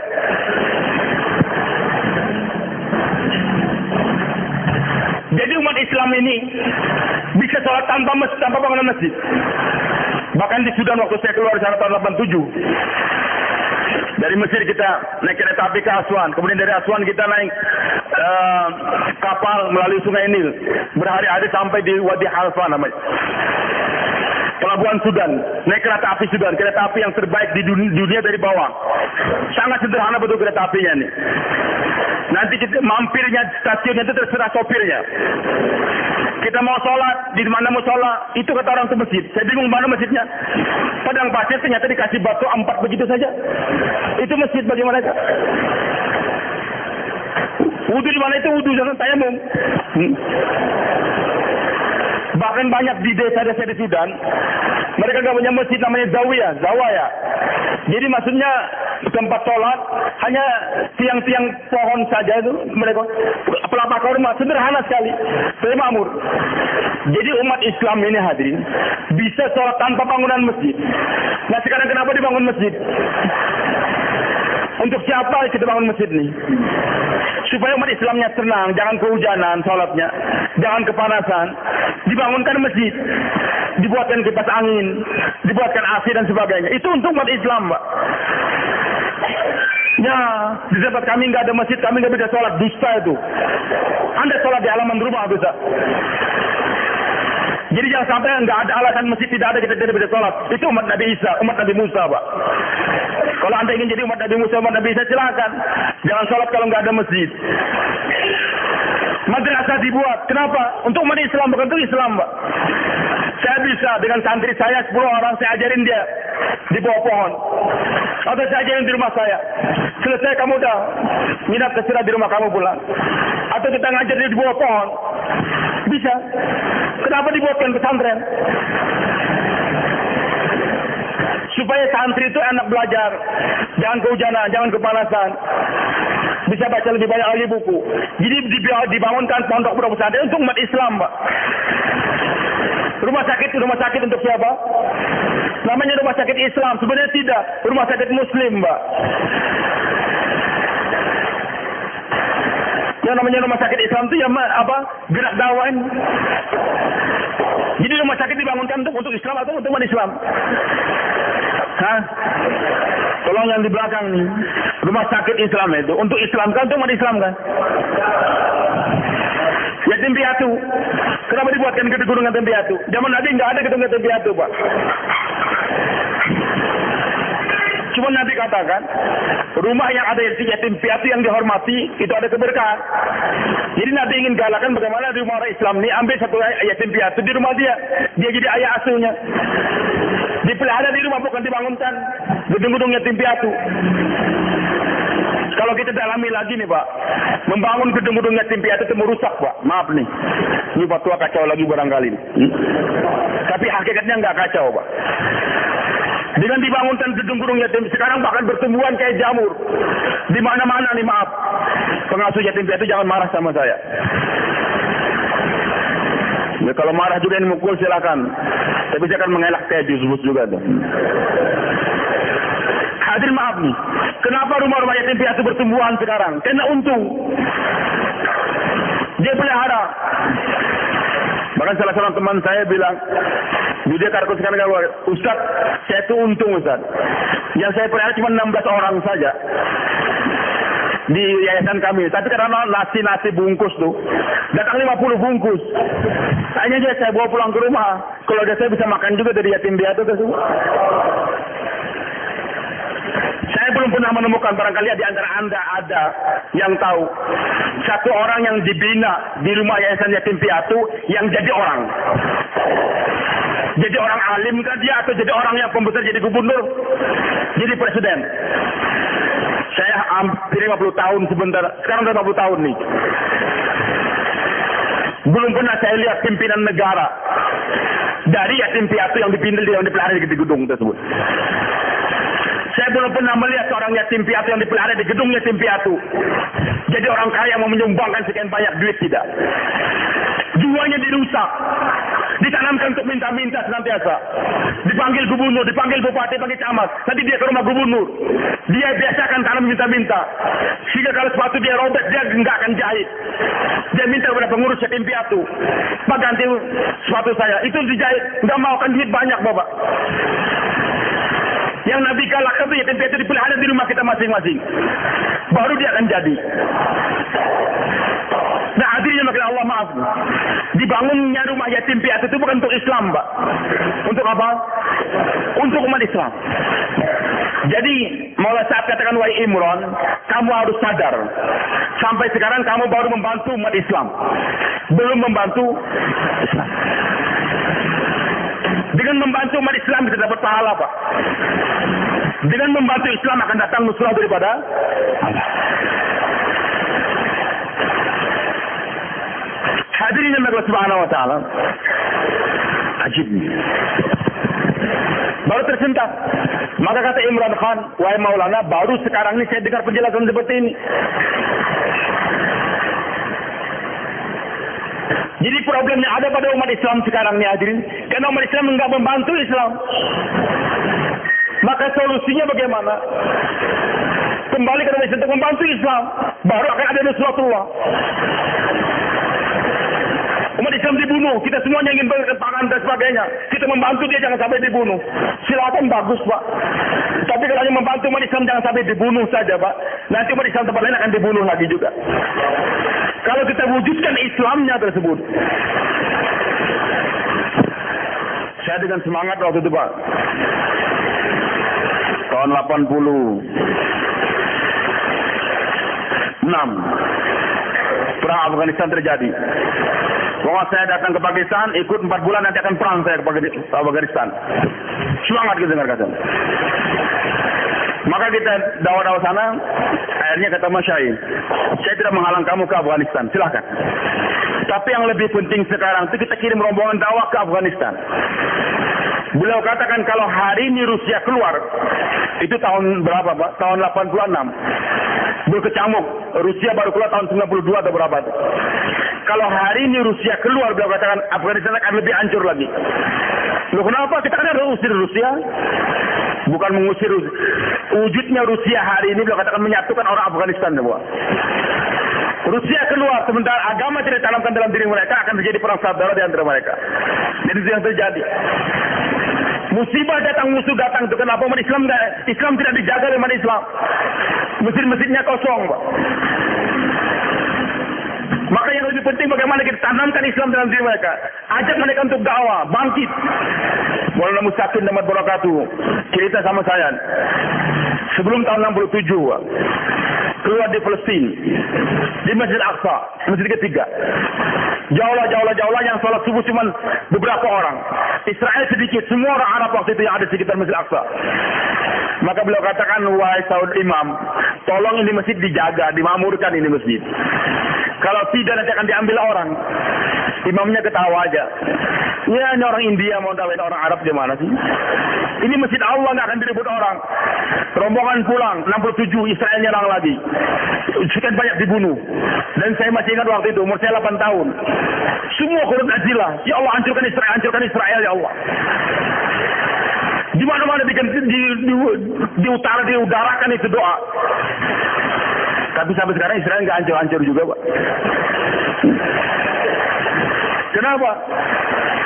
Umat Islam lupa untuk membantu Islam nih, tidak memakmurkan masjid, sholatnya nggak dijaga, sehingga nggak terpelihara. Ketika sama-sama haji lagi ketemu, langsung dipeluk Maulana Mustaqim. Kata imam, sodakta, kamu benar. Jadi hari ini umat dahulu Pak, Allah hancurkan ketika mereka tidak memelihara perintah yang namanya ibadah. Jadi Islamnya ibadah. Kita ini tidak dipelihara kalau kita hanya memegang ajaran, hanya agama kita pegang, tapi Islamnya tidak kita tolong. Hanya diamalkan saja, belum ada jaminan ibadah. Tapi intan surul nusroh, maksudnya mendakwahkan agama dengan ibadah Pak. Tidak ada janji ini umat akan dipelihara oleh Allah. Kewajiban mereka. Tapi dengan dakwah baru akan ada pemeliharaan dari Allah. Maka hadirin makan Allah, gerak kita sekarang ini untuk membantu Islam. Kita tidak mengecilkan gerak saudara-saudara organisasi lain. Sekarang mereka menamakan organisasi Islam. Sebenarnya organisasi umat Islam. Organisasi adik kita tidak mengecilkan mereka, tidak, maaf. Untuk perbandingan saja saya katakan. Organisasi sekarang ini organisasi untuk membantu umat Islam. Yang mereka perjuangkan umat Islam sekarang miskin, umat Islam tidak punya perumahan, maka dibuat partai ini. Dan yang diperjuangkan di DPR oleh partai Islam itu apa? Yang diperjuangkan oleh orang anggota-anggota DPR oleh partai Islam di DPR itu apa? Umat Islam nanti. Kalau Islam betul-betul menang, sampai di satu provinsi Pak, gubernurnya bisa Kristen, umat Islamnya Pak mayoritas. Kenapa?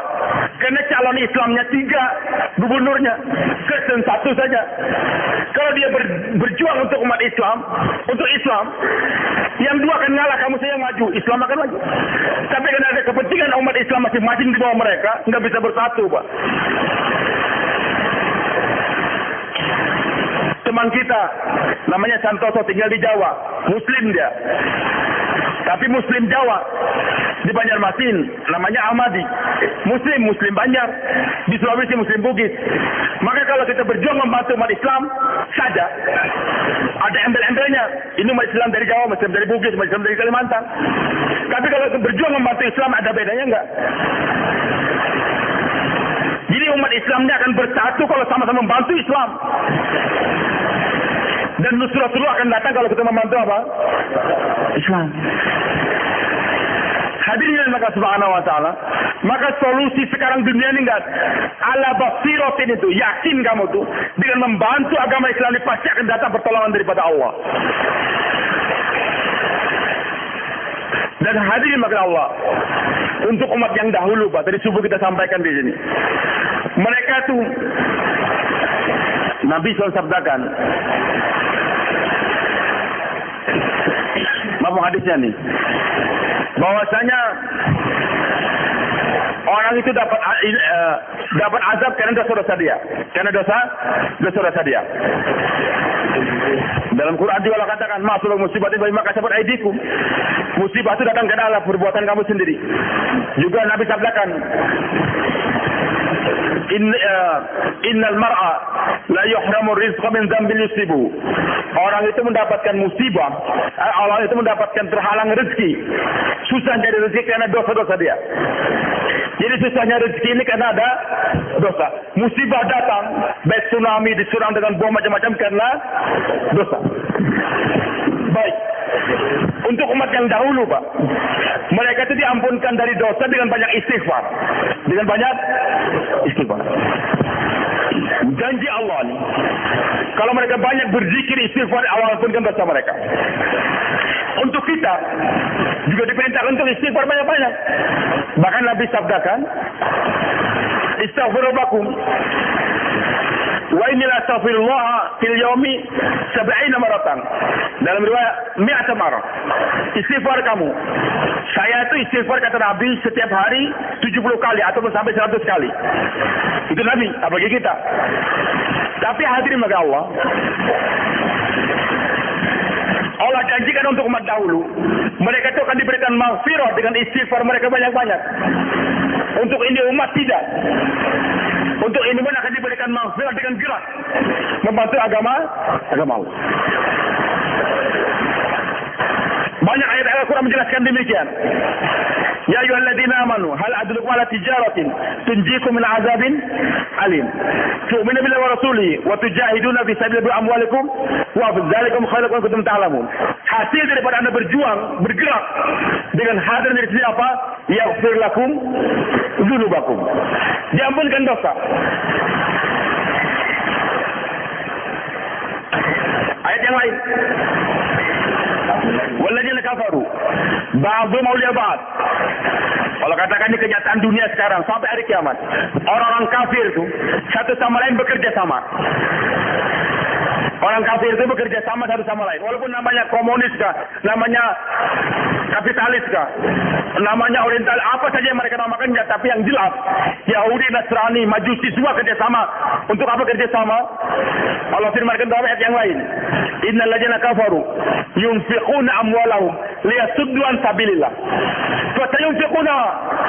Sesungguhnya orang-orang kafir akan menggunakan menafkahkan harta mereka untuk menghalang orang dari jalan Allah, memindahkan orang dari jalan yang lurus, pindah ke agama.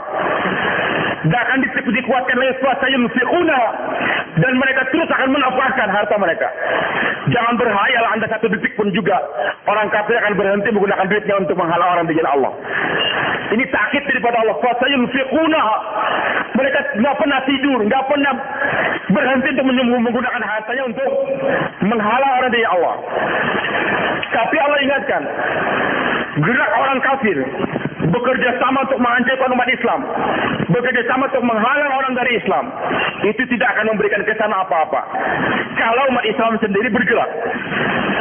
Maka Allah firmankan dalam ayat berikutnya surat Al-Anfal ini, illam taf'alu, kalau kamu enggak bekerja sama juga dengan orang beriman, maka akan berdatangkan dua perkara, Pak. Takun fitnatun fil ardi wa fasadun kabir. Nanti akan datang fitnah di dunia ini. Fitnah ini maksudnya bencana terus-menerus datang.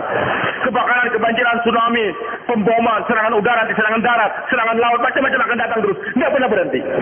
Ini namanya fitnah. Wa fasadun kabir, dan kerusakan yang besar, rusaknya akidah. Umat Islam akan pindah agama nanti. Umat Islam akan pindah agama. Kenapa? Bukan karena geraknya orang kafir menggunakan hartanya, tidak. Tapi musibah yang datang itu, umat Islam pindah agama karena umat Islam tidak bekerja sama satu sama lain. Orang kafir memang kerjasama mereka. Bahkan iblis pun kerjasama sama mereka. Tapi kerjasamanya orang kafir untuk menghancurkan Islam tidak akan memberikan kesan apa-apa. Yang memberikan kesan itu adalah umat Islam tidak bekerja sama satu sama lain. Nah, kerjasamanya apa Allah katakan? Walladzina amanu. Mereka yang beriman. Enggak diam dengan iman mereka. Wahajaru. Imannya dibawa bergerak. Bergerak dengan membawa iman. Syekh Yusuf rahmatullah katakan, matahari ketika bayan hidayah jamaah akan diberangkatkan. Matahari beredar membawa cahaya. Maka yang tersebar apa? Yang tersebar cahaya, kegelapan hilang. Suatu saat matahari akan beredar juga menjelang hari kiamat. Matahari akan diredupkan oleh Allah. Cahayanya dicabut, matahari masih beredar. Maka ketika mentari beredar tanpa cahaya, yang tersebar apa? Kegelapan. Maka beliau katakan, sekarang orang-orang turis-turis bergerak mereka, bergerak berada di dunia tanpa ada cahaya iman, tanpa ada cahaya sholat, zikir dan sebagainya. Datang ke Bali, sengaja beli celana pendek dipakai di depan toko tersebut. Mandi sengaja. Jadi mereka ini bergerak menyebarkan apa? Kegelapan. Sekarang Kartun bergerak, sholat ini mau bergerak.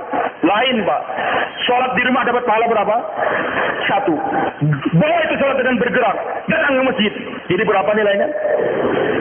27. Gerakan itu sholat bawa ke Mekah sana. Jadi berapa? 100.000. Bawa ke Madinah.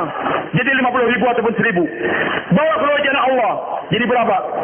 7.000. Jadi nilai ibadah Anda itu akan bernilai kalau dibawa bergerak. Maka ketika Karkun bergerak membawa sholat, Karkun bergerak bertasbih, berzikir, Karkun bergerak membawa sholat dan sebagainya akan tersebar. Sekarang di airport Perancis, alhamdulillah sudah ada masjid. Bahkan di airport Singapura sekarang ada masjid. Di bandara Thailand sekarang di Bangkok ada masjid. Bahkan ada kaumnya khusus, marbatnya khusus. Masjid sekarang ada. Sebelumnya diawali di Perancis. Kenapa ada masjid di sana, Pak? Ya, kalau kita ingin berhusnuzon berarti pemerintah Perancis sudah mengakui adanya Islam di sana. Dibuatkan masjid di airport Perancis. Bukan suuzon istilahnya tersebut. Kalau kita ingin mengkaji lagi, kenapa mereka bikinkan masjid? Ada rasa takut. Karena kenapa setiap rombongan datang mencari masjid nggak ada. Mereka wudu, azan, sholat berjamaah. Orang kafir lihat ada apa nih? Dikira mau demo. Ternyata sholat ruku. Bertanya-tanya masuk Islam. Sekian ribu orang Perancis masuk Islam di airport Perancis. Kalau dibiarkan mereka sholat begini terus nanti akan kacau nih. Maka dibuatkan masjid di pojok sana supaya sholat mereka jangan kelihatan. Maka saya biasa kalau bawa rombongan ke luar negeri, saya bilang udah sebagian naik musola sana, sebagian sholat di sana, jangan ke musola. Ini syiar Pak. Agama itu syiar. Sholat berjamaah itu syiar, jangan disembunyikan. Sholat berjamaah sembunyi-sembunyi. Ini kemana dan azan, itu syiar. Ada yang perkara yang harus disembunyikan memang, tapi ada yang harus disyiarkan. Wah takut ria saya melontar, enggak usah melontar dah.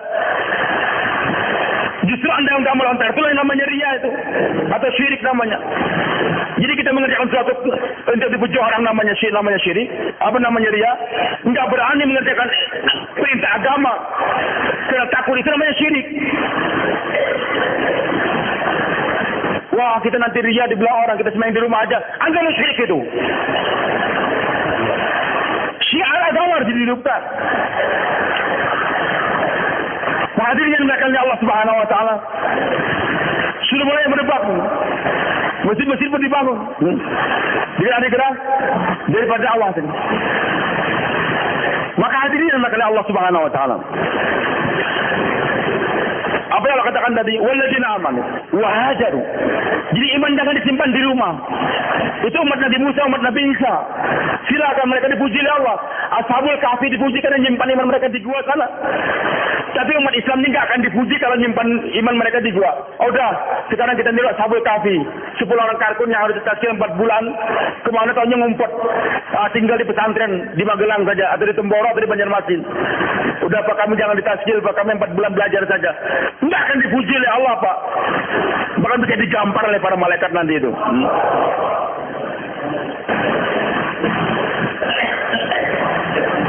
mutma'innun imannya dibawa bergerak, bukan dibawa berdiam, tidak. Sebagian orang memang harus belajar di pondok, tapi yang belajar pun lagi gerak lagi. Waliyunziru qaumahum, bukan berdiam, tidak. Kemudian bergeraknya mereka untuk apa? Kalau hijrah, haji juga hijrah, sholat berjamaah juga hijrah. Tapi wajahadu fi sabilillah, di sini penekanannya, Pak. Bergeraknya mereka untuk memperjuangkan agama Allah.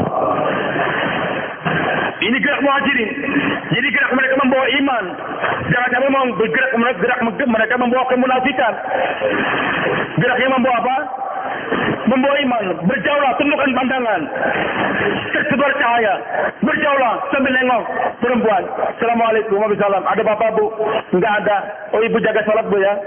Tapi dia waktu memandang jaga sholat, hatinya sudah masuk ke mau munafikan di hati dia. Memandang itu perempuan. Bapak kapan pulang, Bu? Saya sudah janda, Bu. Masuk lagi kemunafikan, bahaya, maaf nih. Na'udzubillah. Sampai ada kartun yang berjauh bisa berkhianat begitu, kenapa? Karena bergeraknya bukan membawa iman, membawa kemunafikan. Kalau terjadi kartun ini, singkirkan dia, gambar dia. Merusak jamaah. Saya yang pertama kali gambar dia. Bergerak membawa iman, bukan membawa kemunafikan. Bergerak. Ada orang sakit kena jin, dia mengobati sendiri kata izin amir. Yang diobati perempuan. Tarik itu karpun, suruh pulang ke markas dia. Melawan, keroyok dia. Tapi jangan dibunuh. Dihajar saja. Maaf nih. Tapi gambarnya kayak gambar Abu Bakar kepada Umar. Karena kasihan sama dia, merusak jamaah. Maka hadirin kali ini kira bergerak mereka membawa iman. Memperjuangkan agama, bukan menyembunyikan iman saja sebagai Ashabul Kahfi. Beda antara kita dengan mereka. Wajahadu fisabilillah. Kemudian gerak yang kedua, yang dikunjungi tersebut. Ketika rombongan datang, walladzina awaw wa nasaru. Mereka yang memberikan iwa, menyambut tamu, masjidnya dibersihkan, makanan pun dibuatkan. Beliau berbuat dengan baik. Wa nasaru, bergandengan tangan, nusrah, mengunjungi, buat jaulah dan sebagainya. Mewujudkan bagaimana 13.000 jamaah terbentuk. Namanya nusrah. Iwa memberikan makanan, minuman dan sebagainya. Nusrah bergandengan tangan dengan kaum muhajirin. Membawa ke jaulah. Maka kalau umat Islam bekerja sama demikian. Dan ingat, para sahabat Nabi tidak ada yang muhajir daim, nggak ada yang ansari daim. Maksudnya jadi hijrah terus nggak ada. Abu Bakar hijrah dari Mekah ke Madinah. Hari ini dia muhajir, besok dia jadi ansar. Datang menantang. Hari ini dia ansar, besok dia jadi muhajir lagi. Abu Ayyub Ansari radhiyallahu anhu, dia jadi ansari, menerima Nabi di rumah dia. Tapi besok dia akan jadi muhajir sampai meninggal di Turki sana. Jadi merupakan suatu bid'ah dalam dakwah. Bid'ah. Double bid'ah, multiple bid'ah. Bahkan bid'ah kuadrat macam-macam. Kalau ada kartun katakan, oh ini makomi bukan level saya. Saya ini sudah terbang jauh di udara, Pak. Saya tidak punya makomi. Itu bid'ah dalam dakwah. Anda berangkat ke bulan, kembali ke makomi, hidupkan makomi. Oh saya di makomi kan lebih penting, makomi kuat. Jangan keluar dulu, kita makomi itu juga bid'ah. Tidak Anda ingin menjadi ansari daim, tidak. Diputuskan musyawarah, saya berangkat jadi muhajir. Besok saya siap jadi ansar. Nah kalau dua ini ada gerak senantiasa dalam diri umat, maka janji Allah, Pak, ulaika humul mu'minuna haqqan. Baru diakui hakikat iman seseorang. Jadi jangan mengatakan saya sendiri imannya tulen kalau Anda belum hijrah, kalau Anda belum nusrah. Hijrah terus tidak pernah nusrah. Masya Allah, dakwah terus, tamu datang dia tinggalkan juga berangkat. Maaf Pak ya, saya nggak bisa nusrah Bapak, saya mau keluar. Nusrah tamu datang. Maka kalau hanya gerak hijrah saja, hakikat baru suara iman. Nusrah saja belum. Dua-duanya kerjakan. Ulaika humul mu'minuna haqqan. Kalau sudah gerak, janji Allah, Pak. Lahum maghfiratun. Jadi maghfirahnya kepada ini umat diberikan dengan apa? Dengan gerak. Bukan hanya dengan istighfar. Umat Nabi Nuh dengan zikir banyak-banyak diampunkan. Makanya hasilnya lain, Pak. Orang yang dapat keampunan dengan istighfar beda. Orang yang dia dapat maghfirah dengan gerak. Bedanya apa? Nabi Nuh katakan pada umatnya, "Faqultu astaghfiru rabbakum innahu kana ghafar." Ayo umatku istighfar kamu banyak-banyak. Allah itu Maha Pengampun. Dengan istighfar dia umat Nabi Nuh banyak-banyak, yursilis sama'alaikum midrara. Akan diberikan curahan hujan yang membawa kesuburan. Wa yumdidukum bi amwali wa banin, akan diberikan harta yang banyak. Makanya orang yang banyak betul-betul istighfar itu ditibani Allah, enggak pernah dia kemiskinan. Anaknya banyak. Wa yaj'alukum anha jannat, akan diberikan kebun-kebun yang banyak. Wa anhajakum jannatu wa anhar, akan diberikan sungai-sungai. Tapi untuk dai-nya Allah yang banyak bergerak, yursi'akum midrara. Hadirin barangkali dia bergerak di tengah tempat yang kering kerontang sana. Tapi curahan hujan rahmat yang membasahi hati dia, menyuburkan dekatnya dia kepada Allah terasa, Pak. Hidupnya sederhana saja. Mungkin dia tidak banyak punya air, tapi hatinya disirami dengan air rahmat daripada Allah. Air sama nina. Curahan hujan senantiasa membasahi hatinya tersebut. Hatinya nggak pernah gersang walaupun di tempat tinggalnya tempat yang gersang tersebut. Wajalakum jallu, wajalakum yunuzul amwali wa bani, akan diberikan anak yang banyak oleh Allah. Orang dengan banyak istighfar diberikan anak yang banyak, taat. Tapi dengan dai yang bergerak, barangkali dia nggak punya anak, Pak. Bahkan banyak para nabi yang nggak punya anak. Tapi dia akan diberikan anak buah yang banyak oleh Allah Subhanahu wa taala. Bukti nyata Syekh Abdul, mulai Syekh Ilyas anaknya cuma satu, Pak. Mulai Yusuf anaknya satu. Mona Harun, laki-laki anaknya satu, ulama-ulama kita. Syekh Abdul Wahab tidak punya anak. Tapi anak buah beliau di mana-mana ada, Pak. Ingin mencium tangan beliau, memuliakan beliau. Ada orang yang ingin bicara, ingin mengganggu dia, anak dia siap mati untuk membela ayahnya. Disenangi di mana-mana orang merasa dia itu ayah saya, dia itu ayah saya. Berlomba-lomba ingin menjemput dia, memuliakan dia. Lebih daripada memuliakan ayahnya lagi. Kemudian wajalakum amwal, hartanya banyak. Untuk orang yang istighfar, Pak, diberi banyak harta. Tapi untuk dai yang dapat maghfirahnya, hadirin, duitnya tidak ada dia. Rekeningnya di bank banyak. Tapi Wali Songo katakan sugih tanpa bondo. Bondonya nggak ada, tapi sugih dia. Kapan mau berangkat? Standby. Berapa tapakutnya? 25 juta siap berangkat. Tapakut berapa? 100 juta dia bisa menggiring orang. Di rekening banknya tidak ada.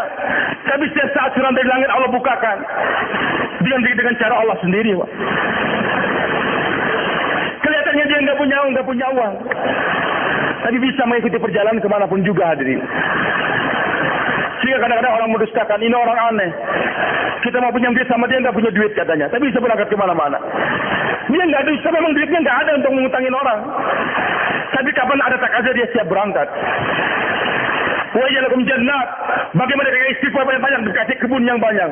Bagi dai-nya Allah, Pak, capek untuk ngurusin kebun. Dia nggak punya kebun, tapi buah-buahan diberi oleh Allah Subhanahu wa taala. Buah apa yang belum pernah dia rasakan, Pak.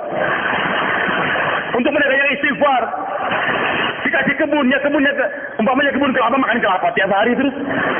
Tapi kalau dai-nya Allah, wajib, buah anggur ada, durian ada, buah macam-macam yang nggak dikenal di tempat dia pun ada. Pernah makan matwa? Matwa? Tidak pernah. Berangkat ke Irian Jaya sana akan ketemu anda matwa di sana.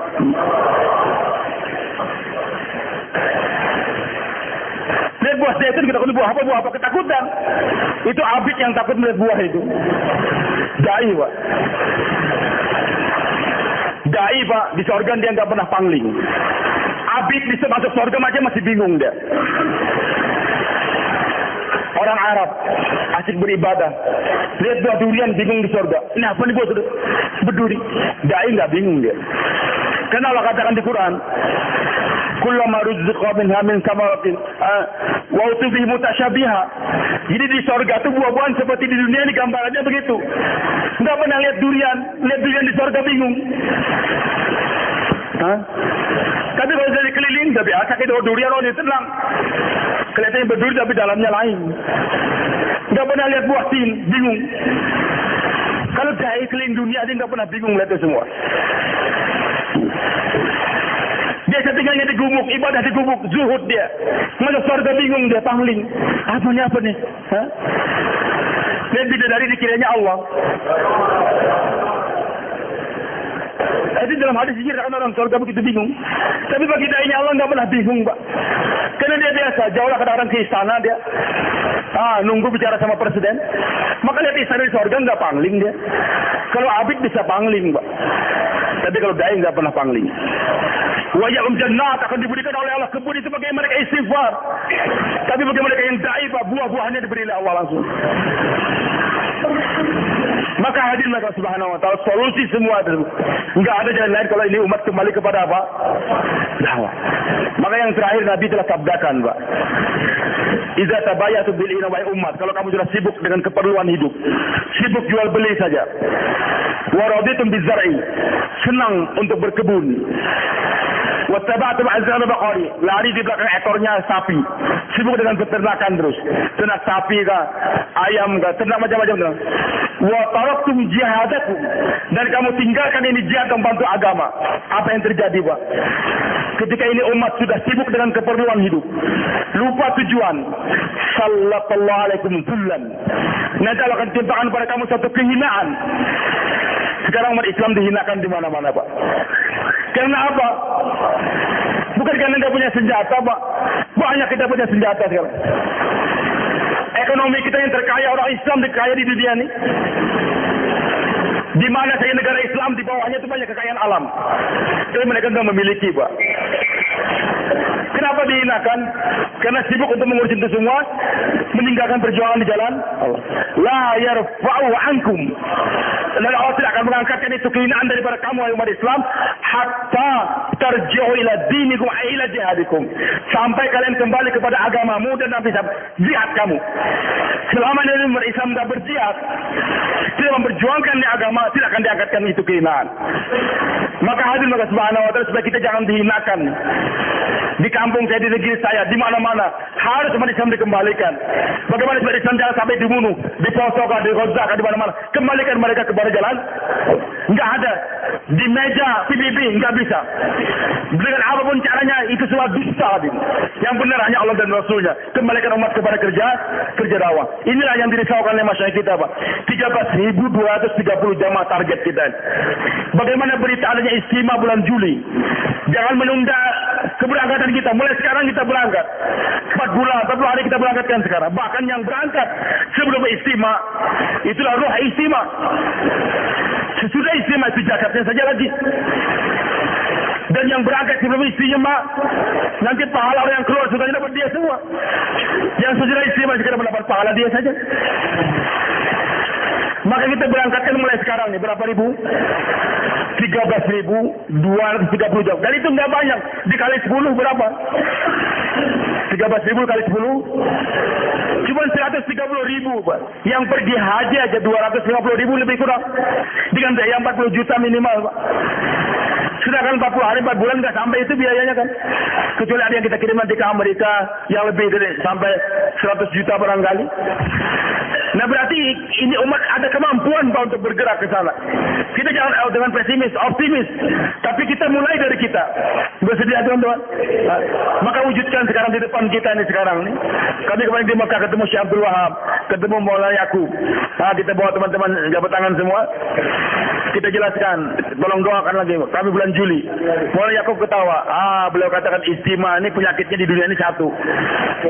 Membuat orang keluarnya mengakhirkan keluar. Istimewa bulan Juli, yang seharusnya keluar bulan Desember, bulan Juli semua. Jadi ini yang dikhawatirkan oleh masyarakat kita, kalau ada istimewa maunya keluarnya bulan apa? Hari. Justru mulai sekarang kita keluar. Maka buktikan, ya Allah saya ingin jadi ruhnya istimewa. Sekarang 4 bulan, silakan Pak, catatkan namanya. Mampir di Bangkok, ada pertemuan tanggal 23. Nanti kita juga diharapkan hadir nih di Tonggi Istimewa. Bahkan sangat perlu Pak, kita kirim omongan ke Irian Jaya, ke Flores, ke Ternate, bagian timur nih jauh. Silakan catat namanya. Dari mana? Dokter Jeludin. Kita apa buat?